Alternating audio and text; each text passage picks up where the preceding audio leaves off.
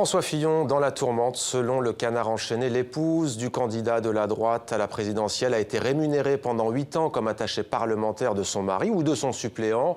Le parquet national financier ouvre une enquête préliminaire pour détournement de fonds publics et abus de biens sociaux. Notre éditorialiste Laurent Bazin nous a rejoint. Bonsoir Laurent. François Fillon, on va d'abord peut-être écouter la réaction de François Fillon. On précise qu'il a réagi avant l'annonce que je viens de donner, à savoir l'ouverture de cette enquête. On écoute François Fillon. Je vois que la séquence des boules puantes est ouverte. Je ne ferai pas de commentaires parce qu'il n'y a rien à commenter.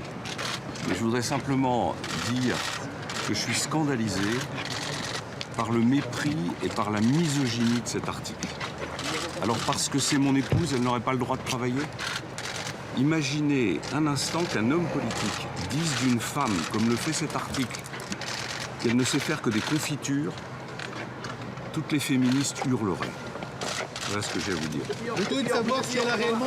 On se sent très marqué. Je le rappelle, c'était avant l'ouverture de cette enquête préliminaire.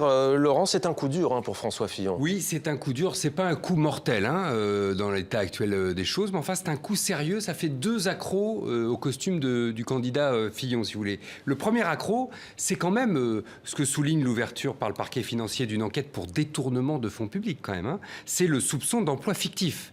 Il va falloir maintenant que le couple Fillon... ne peut pas se satisfaire évidemment de la déclaration qu'on vient d'entendre. Le parquet financier explique en échange de quoi Pénélope Fillon a reçu 500 000 € à peu près sur 8 ans, alors qu'elle était officiellement la collaboratrice parlementaire de son mari ou de son suppléant. Ça, c'est la première chose, et c'est un feuilleton judiciaire qui commence. Ça veut dire que pendant la campagne, vous allez en réentendre parler régulièrement, voire des procès-verbaux d'instruction filtrés, ça arrive régulièrement. Pas d'instruction, mais pardon, d'audition filtrée, ça arrive régulièrement. Deuxième accro, c'est l'accro au costume du candidat exemplaire, si vous voulez. Ouais. François Fillon, il est arrivé dans cette compétition en disant, vous savez, avec cette phrase du général de Gaulle, le général de Gaulle, mis en examen, il ne serait pas présenté à la primaire de la droite. Ça visait Nicolas Sarkozy. Ouais. Bon, ça va se retourner contre lui, c'est l'effet boomerang. C'est-à-dire, le général de Gaulle, il n'aurait pas pris sa femme comme collaboratrice parlementaire, il n'était pas élu de député, mais il l'aurait pas pris comme collaboratrice à l'Élysée. Il payait d'ailleurs lui-même ses notes d'électricité de ses appartements privés à l'Élysée, le général de Gaulle. Donc vous imaginez. Donc voilà le retournement. Alors ça, c'est un accro, vous me direz, qui est plus symbolique, c'est vrai, mais la politique, on n'insiste jamais assez là-dessus. C'est aussi du symbole, et le symbole, ça peut peser très lourd dans une campagne présidentielle. Alors on parle de salaire allant de plus de 6 000 € par mois à quasiment 9 000 € par mois.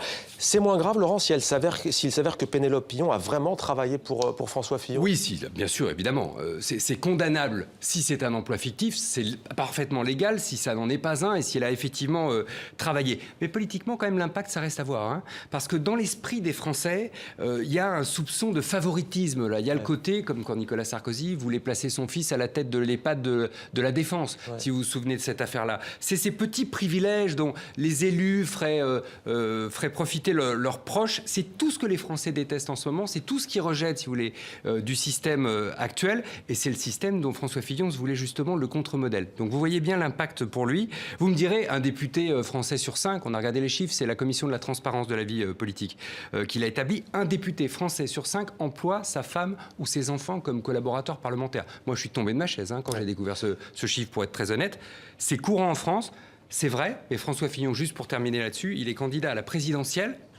Ça se paye au centuple quand on est candidat à la présidentielle, donc il va falloir qu'il s'explique de manière beaucoup plus convaincante que ce qu'il a fait sous le coup de l'émotion aujourd'hui. Quelques mots rapidement peut-être, Laurent, sur la gauche, tout de même, avec ce débat ce soir entre Benoît Hamon et Manuel Valls, finale de la primaire de gauche. Est-ce que ça va être aussi rugueux que tout le monde quasiment le dit? Oui, ça va être rugueux très probablement pour une bonne raison, c'est que Manuel Valls n'a plus rien à perdre. Si vous voulez. Manuel Valls, sur le papier, arithmétiquement, il a perdu dimanche soir. Voilà, il n'a pas de réserve de voix. Donc il faut qu'il lâche les coups et il est persuadé que sa seule solution, c'est de faire exploser Benoît Hamon pour ramener à lui tous ceux qui n'ont pas voté dimanche dernier au secours de sa candidature régalienne et laïque, si vous voulez. Et alors il va lâcher les coups sans doute sur le côté pas sérieux de Benoît Hamon, d'après les valsistes, sur le revenu universel notamment. Il va essayer de montrer qu'il n'a pas l'étoffe d'un candidat, évidemment pas l'étoffe d'un président d'après Manuel Valls.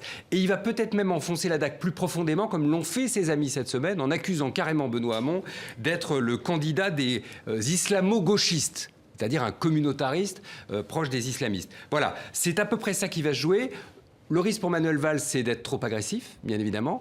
Le risque pour Benoît Hamon, c'est de s'abîmer. C'est-à-dire que les flèches, les coups que va lui porter Manuel Valls, finalement, ne servent les autres adversaires de la campagne qui suivra éventuellement s'il est qualifié dimanche soir. C'est d'ailleurs pour ça que les amis de Benoît Hamon ont demandé au premier secrétaire du PS d'intervenir. Vous voyez qu'entre camarades, l'ambiance est vraiment au beau fixe. Voilà pour ce décryptage.